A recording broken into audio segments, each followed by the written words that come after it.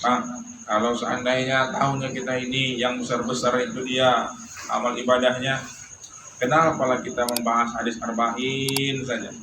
Kenapa tak kita buat jadi majelis yang majelis zikir saja, majelis yang majelis itu saja? Perhatikan, minta ampun bagus apa tidak? Beristighfar itu bagus apa tidak? Diampuni itu lebih bagus atau tidak lebih bagus daripada minta ampun? Lebih bagus. Pikirkan dulu. Diampuni versus minta ampun, mana yang lebih mulia? Minta ampun satu lagi diampuni. Kalau Bapak memilih, Bapak kepingin jadi orang yang mana? Minta ampun atau diampuni? Diampuni. Sebab apa? Sebab minta ampun itu cuma wasilah. Perhatikan, Allah itu kalau memberikan ampunan kepada siapa? Apa ada orang apa di dalam Quran bilang Allah memberikan ampunan kepada orang yang baik, Allah memberikan ampunan kepada orang yang soleh misalnya gitu. Ternyata Allah bilang Allah mengampuni siapa yang dikehendakinya. Iya kan? Siapa yang dikehendakinya. Jadi supaya mendapatkan ampunan Allah itu syaratnya nggak harus minta ampun. Aneh ini maksudnya. Supaya bisa diampuni syaratnya apa? Tidak harus minta ampun. Apa buktinya? Buktinya itu siapa? Buktinya apa? Umar bin Khattab apa pernah minta ampun? Enggak, dia nggak minta ampun. Dia nggak minta ampun. Rasulullah yang memintakan dia supaya dapat, dan dia dikasih Allah Subhanahu wa taala. Perempuan yang melacur, pulang dari melacur, nampaknya ada anjing. Nampaknya ada anjing yang menjilat-jilat pasir karena kehausan. Wah, ini sama kayak aku ini, dia turun dia. Perempuan itu minta ampun? Enggak, dia nggak minta ampun. Kalau begitu apa syaratnya? Ada satu perilaku yang Allah suka kepada hamba itu, maka Allah memberikan ampunan kepada dia. Ya, ada satu perilaku yang dimiliki oleh hamba itu, lalu Allah suka dan diberi. Mau dia minta ampun, mau dia nggak minta ampun, itu urusannya Allah. Faktanya banyak orang minta ampun, kita tengok masih bejat juga. Iya kan? Kita saja pun kita bilang astagfirullah, habis itu berdosa lagi kita kan? Iya kan? Iya kan? Perhatikan ini. Penyihirnya Nabi Musa, penyihir Fir'aun pada masa Nabi Musa, itu dapat hidayah apa tidak mereka? Oh, dapat hidayah Pak di ujungnya itu. Setelah mereka itu bertarung di depan Fir'aun, berikutnya itu penyihirnya itu beriman. Apakah penyihirnya itu minta ampun kepada Allah supaya dapat hidayah itu? Enggak. Di dalam Al-Quran dijelaskan bahwa Fir'aun itu nyuruh bertanding Nabi Musa dengan penyihir. Lalu penyihirnya itu waktu berhadapan dengan Nabi Musa, dia omongannya begini, silakan. Kalau dalam bahasa kita ini ibaratnya omong-omongan orang-orang yang sopan itu dia, Anda dulu atau saya dulu ya, wahai Musa. Kalau seandainya seorang yang di depan rajanya, itu biasanya kan garang sama musuh rajanya. Tapi ini enggak, dia ngomongnya sopan. Nabi Musa, Anda dulu atau saya dulu? Yang gara-gara dia ngomongnya seperti itu, setelah cerita itu ternyata dia diampuni oleh Allah. Itu gara-gara apa? Gara-gara perilaku. Perempuan tadi gara-gara perilaku. Umar bin Khattab gara-gara apa? Gara-gara perilaku. Pada waktu itu dia mengendap-endap. Dia mau membunuh Nabi Muhammad. Dalam perjalanan mau ke rumah Nabi Muhammad, dijumpai sama kawannya. Mar, kau mau kemana? Mau ke Muhammad, mau ku bunuh itu dia. Untuk apalah kau bunuh Muhammad? Sedangkan adik kau sendiri saja sudah ikut agama Muhammad. Maka pulanglah dia ke rumah adiknya. Apa yang terjadi pada waktu itu? Adiknya sedang membaca Al-Quran. Ketika membaca Al-Quran, terperangah dia, terperanjat perasaannya. Lalu didengarkannya. Perhatikan, orang sikapnya mau mendengarkan petunjuk. Lagi-lagi dalam kisah-kisah baik hadis maupun Al-Quran, yang mendapatkan ampunan itu bukan gara-gara istighfarnya, bukan gara-gara syahdunya, tapi gara-gara memiliki perilaku yang dengan perilaku itu Allah memberikan ampunan. Jadi ayo di sini kita berlomba-lomba apa perilaku kita. Makanya kita tengok kadang-kadang itu orang yang bejatnya minta ampun, tapi kok bisa tobat ya kita bilang. Ada mungkin satu perilakunya, atau mungkin perilaku mamanya, atau mungkin perilaku ayahnya. Bisa, Pak. Kalau kita tengok, kok lulus dia ya? Bukan gara-gara dia yang lulus, ada perilaku mamanya. Yang gara-gara mamanya berbuat seperti itu, Allah sayang, sampai sayangnya Allah itu turun-temurun sampai ke keluarganya. Apa buktinya, Pak? Ada dalilnya. Dulu waktu Nabi Musa jumpa dengan Nabi Khidir, ingat kisah itu. Nabi Musa jumpa dengan Nabi Khidir. Apa yang terjadi? Mereka itu sampai ke sebuah kampung, minta dijamu. Kami ini kan musafir, kamu kasihlah kami makanan. Apa kata orang kampung itu dia? Tahu nggak kisahnya? Kalau bapak sama anak saya nanti, nggak tahu kisah ini. Kan populer sekali kisah ini. Perjumpaan Nabi Musa dengan Nabi Khidir. Nah ini betul sanawiyah. Ini kalau kita ulangi lagi cerita ini. Nabi Khidir tahu kisah itu kan? Nabi Khidir tahu apa tidak? Tahu. Nabi Khidir tahu apa tidak? Tahu. Nah, di mana jumpanya mereka? Kenapa mereka jumpa? Gara-gara suatu hari ada seorang Bani Israel itu bertanya sama Nabi Musa, wahai Musa, siapa yang paling pintar di muka bumi ini? Aku, kata Nabi Musa alaihissalam. Dalam tanda kutip tersinggung Allah. Dalam tanda kutip lah mungkin bahasanya mungkin yang kita masukkan di sini. Maksudnya enak-enak aja mengaku tanpa mengembalikan kepintaran itu kepada Allah. Maka Allah bilang, nanti kau jumpai Musa, ada hambaku bernama Khidir. Maka Nabi Musa pun menjumpai, tapi saya panjang ceritanya, tapi sampai saya potong sampai ke cerita yang tadi. Betapa bisa nanti orang tua kita yang berbuat, yang dapat manfaatnya siapa? Anak kita. Atau kita yang berbuat baik, tapi kebaikannya akan diberikan kepada nanti anak cucu kita. Luar biasa ini. Pada waktu itu Nabi Musa sudah kepayahan, bersama Nabi Khidir tidak dikasih makan, lalu sampai ke sebuah tempat. Sudah sampai di sebuah tempat, nggak dijamu sama orang kampung, pelit orang kampung ini. Orang kampung ini pelit. Begitu dia sampai di situ, nampak Nabi Khidir lah itu ada bangunan yang mau runtuh, tembok mau runtuh.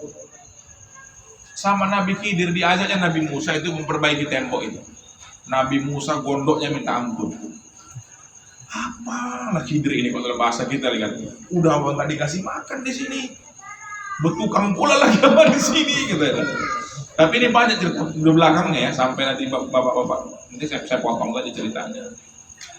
Apa kata Nabi Musa? Apa kata Nabi Khidir alaihissalam? Kata Nabi Khidir adalah, dahulu anak ini adalah anak daripada orang yang soleh. Perhatikan. Lalu orang tuanya yang soleh itu menyimpan harta di dalam tanah ini. Kalau ini tembok jatuh, nanti nampaklah hartanya. Padahal mereka masih kecil, sehingga harta ini akan diambil sama orang kampung. Padahal dia itu dulunya orang tuanya adalah orang-orang yang soleh. Jadi kita luruskan lagi temboknya ini, biar nggak nampak hartanya. Nanti kalau mereka sudah besar, baru mereka temukan lagi hartanya ini. Pertanyaannya, bagusnya perbuatan Nabi Khidir dan Nabi itu gara-gara anaknya atau gara-gara bapaknya?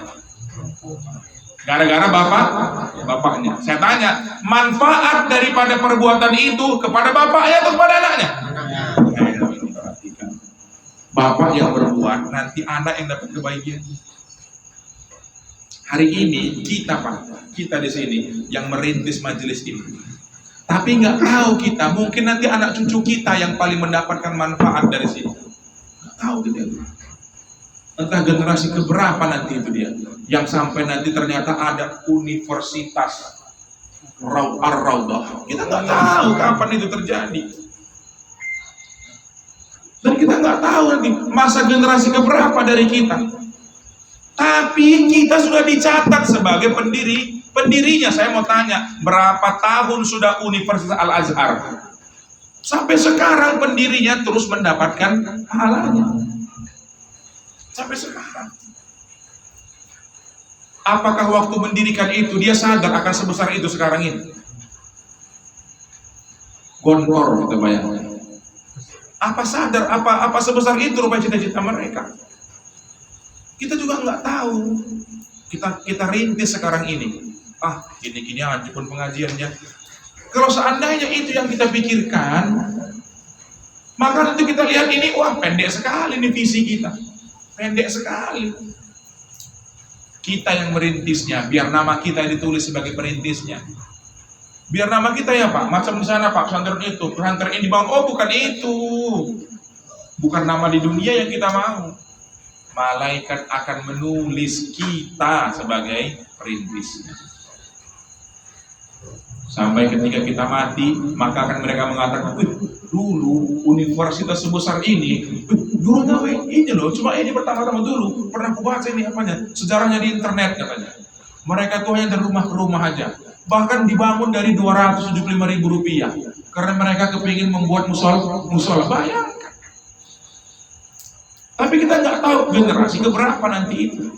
Apakah mungkin anak kita atau cucu kita, atau boleh jadi mas kita nantinya. Pandai-pandai memilih lubang dalam beramal. Sebab ilmu mengalahkan amal. Sebab ilmu mengalahkan amal. Oleh sebab ini dari prospek baiknya. Saya jelaskan dari prospek buruknya. Perhatikan ini. Ini pun penting juga. Kalau kita tengok, la haula wala quwata illa billah. Beberapa belakangan ini, berita-berita kita itu kan isinya rata-rata tentang ada seseorang perempuan yang bersama suaminya kecelakaan, lalu mati di tempat. Iya kan? Itu aja berita-beritanya kan.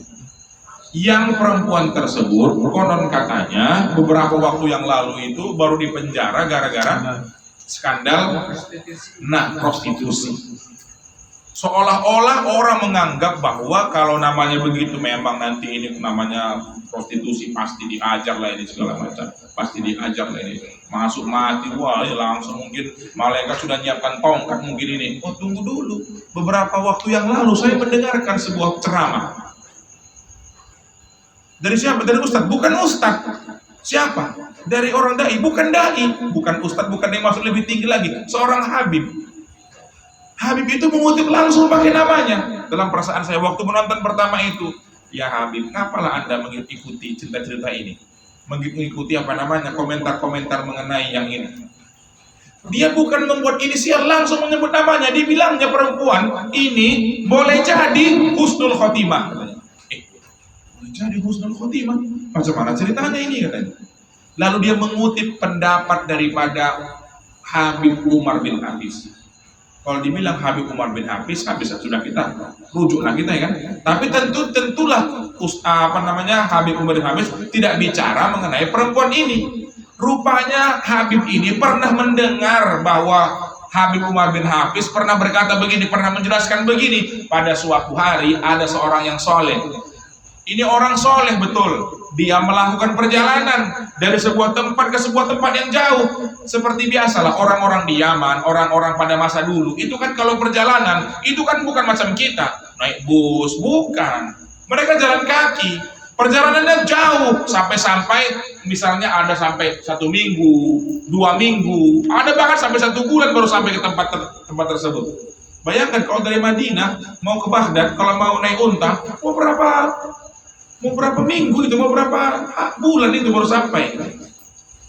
Lalu ini orang soleh dalam perjalanan karena sudah malam gelap gulita, nggak nampak apa-apa. Karena nggak nampak apa-apa, maka dia mendirikan tenda. Tak sadar dia ternyata dia mendirikan tenda itu di atas kuburan. Tak sadar dia mendirikan tenda di atas kuburan. Lalu dia mengalami kasyaf. Wallahu ta'ala. Kasyaf itu penampakan. Seperti Rasulullah dulu waktu Rasulullah itu nggak ikut perang, tapi mengirim pasukan. Salah satunya itu dia adalah paman Rasulullah. Waktu perang kejadian di sana, Rasulullah di sini langsung ngomong, pasukan begini, pasukan begini, pasukan begini. Ya kalau zaman sekarang ini mungkin orang nggak heran lagi. Iya kan, nggak heran lagi. Pertandingan di Italia sana hari ini bisa kita tonton, ya kan? Nggak heran lagi. Zaman dulu kan itu kan namanya masih ini apa namanya? Masih nggak bisa seperti itu gitu deh. Maka dia melihat, dalam penglihatannya itu dilihatnya seorang perempuan. Dan dia kenal dengan perempuan itu. Perempuan itu adalah seorang pelacur. Perempuan itu adalah seorang pelacur. Tapi ditengoknya pada waktu itu, ini perempuan pakai pakaian yang cantik sekali. Dan dia duduk di atas singgasana. Dia iskal, dia heran nih. Ini perempuan jelek. Maksudnya jelek itu bukan wajahnya, apa namanya? Akhlaknya kan ini. Harusnya kalau masuk dalam kuburan, alam barzakh, dia harus digibal sama malaikat. Tapi kenapa dia begini? Pelacur ini. Begitu dibilang pelacur, maka dibilang jangan panggil aku pelacur, katanya. Kata perempuan itu kepada orang ini, kepada orang saleh ini dia heran, apa yang terjadi denganmu? Apa yang membuatmu kamu semulia ini, katanya. Bukankah kamu ini begini, kamu ini begitu, kamu ini begini, kamu itu begitu, menyebutkan dosa-dosanya. Iya betul. Lalu kenapa kamu begini? Maka perempuan itu menceritakan, sakit, kata perempuan. Sakit 40 hari aku digibal malaikat. Tak ada badanku yang tak kena gibal sama malaikat. Sakitnya luar biasa, sakit kali kurasakan. Lalu masa mana? Tapi aku berterima kasih sama orang di sebelah sana, sama orang di sebelah sini, ibu-ibu di sana, bapak-bapak di sana. Kenapa? Dia menceritakan tentang kepelacuranku. Di sana dia menceritakan tentang pelacur, aku melacur di sini. Yang ini bercerita aku melacur di sini. Yang ini bercerita aku. Sampai banyak orang menceritakan dan dijelaskan. Bukankah orang yang menceritakan kejelekan orang lain, 70 sholatnya yang diterima Allah akan dihadiahkan kepadaku. Oh, Bapak, setahun belum tentu satu sholat kita diterima. Saya tahu 70. Ya mudah-mudahan kita berharap semua sholat kita diterima oleh Allah Subhanahu wa Ta'ala. 70 sholat orang yang menghibah itu diberikan kepada dia. Dosa dia diberikan kepada yang menghibah. Ya, sampai berhentilah itu malaikat memukuliku selama 40 hari. Karena hari ke-41 habis dosaku, tinggal sholat orang itu untukku. Pertanyaan saya dari perkataan Habib tadi, bukankah perempuan yang mati barusan itu dulu skandalnya itu dibicarakan se-Indonesia? Iya kan? Boleh jadi dosanya udah habis Pak, gara-gara banyak kali ceritakan orang itu. Boleh jadi. Ya kan? Boleh jadi. Jadi Bapak kalau mau berdosa, viral lah. Kalau viral, banyak orang menceritakan. Jadi judul YouTube-nya apa nanti? Alhamdulillah. Dipotong-potong lagi. Potong-potong gimana yang menjelaskan. Ya kan? Coba kita bayangkan itu dia. Inilah namanya ilmu mengalahkan amal. Lagi-lagi ilmu mengalahkan amal. Dari sisi yang baik kita bisa membuat ilmu itu melipat gandakan amal seseorang. Dari sisi yang buruk boleh jadi gara-gara tidak punya ilmu, orang yang sudah punya amal hilang amalnya. Gara-gara tidak punya ilmu. Bismillahirrahmanirrahim. Wassalamualaikum warahmatullahi wabarakatuh. Bapak ini Allah Subhanahu wa Ta'ala.